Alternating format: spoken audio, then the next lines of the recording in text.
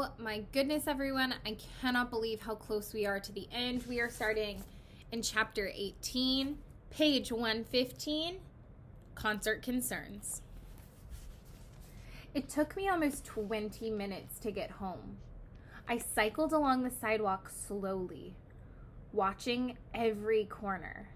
I kept expecting aliens to leap out of the bushes and grab me. When something did jump out of the bushes, I screamed so high and loud, I was surprised I didn't break the glass in the street lamp overhead. But it was only Peter. "Are you trying to give me a heart attack?" I asked, straddling my bike and glaring at him. It would serve you right for bringing Duncan along today," he said. I wasn't up for a fight, and I said so. Peter was mad enough that he might have kept it going anyway. But when I started to tell him what had happened after school, he got so interested he forgot about being angry. He insisted that I try to remember every word Broxholm had said. "Where's Duncan?" I asked when I finished my story.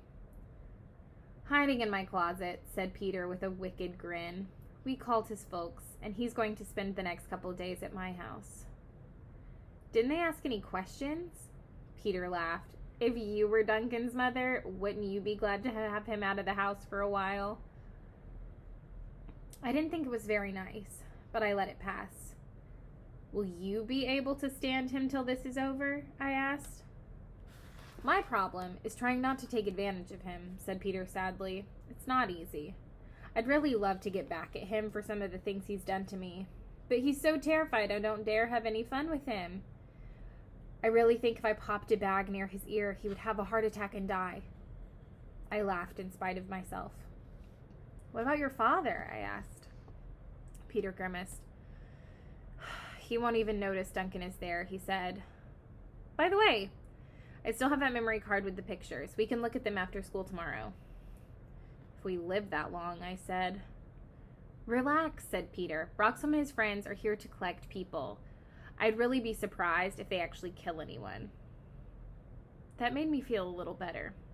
But it was only the thought that this whole mess might be over when we got the pictures that kept me from losing my mind that night.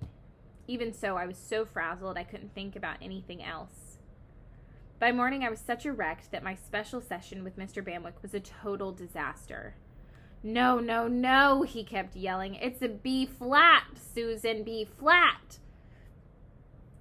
"Well, I can't get it right if you keep screaming at me," I said, trying not to cry. I couldn't blame poor Mr. Bamwick. The concert was only a day away, and I was getting worse by the minute. But I couldn't concentrate on the music. How could I, when I knew what else was supposed to happen? Could you play the piccolo if you knew some of your friends, or maybe even you, were about to be kidnapped by aliens? "Aren't you worried?" I asked Peter that afternoon on the playground. "Not really," he said, his pale face split into a wide grin. "I told you, I've got an alternate plan." "Listen, Peter," I said, taking his arm. "This isn't one of your science fiction books, and you're not Buck Rogers. Don't get carried away." He shook my hand away angrily. "This is the greatest thing that ever happened in this town," he said. "And don't you forget it, Susan." At that point, Stacy and Mike went running by, yelling bad words at each other. We started to laugh. "I heard Stacy say that her mother is going nuts," said Peter. "I bet Mike's mother is too." I nodded. I almost felt sorry for them. It can't be easy to have a kid who hasn't been in trouble since kindergarten suddenly turn into a maniac. "Of course, Stacy and Mike don't have much choice," I said. "Sure they do," said Peter. "What do you mean by that?" I asked. But he wouldn't answer me.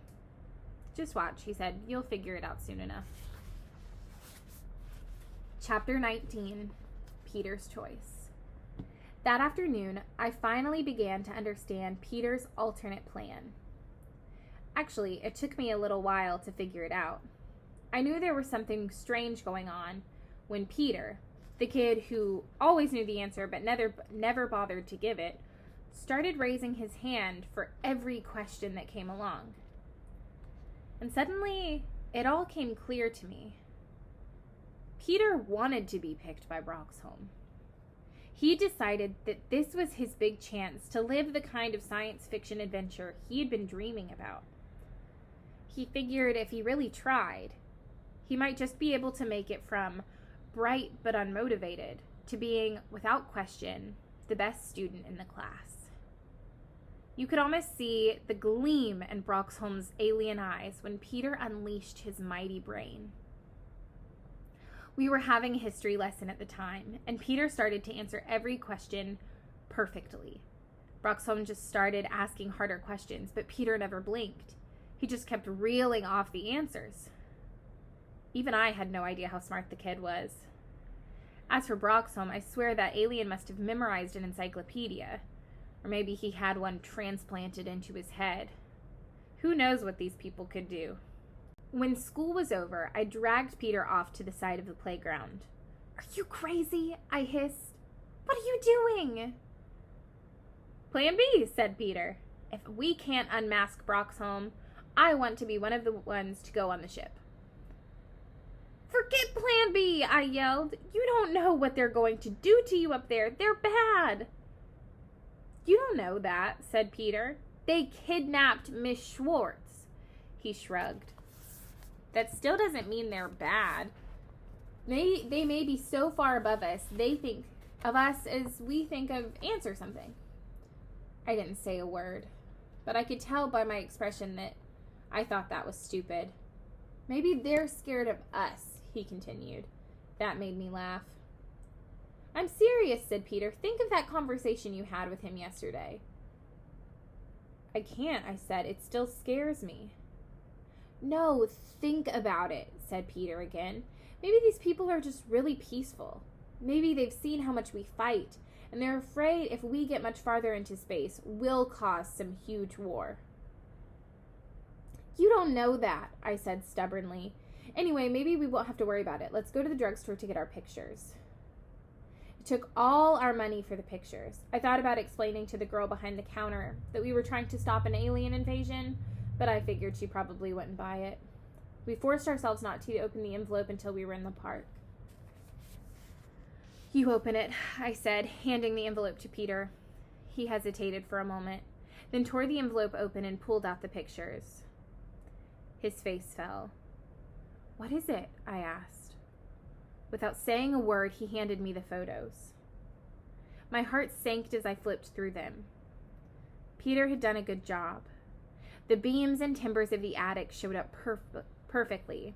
The focus and exposure were fine. But the blue force field with Miss Schwartz in it had come out as nothing but a blue streak.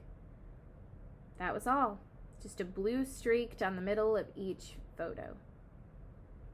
It looked like a flaw in the film, or maybe some trick of the light. You couldn't see Miss Schwartz at all.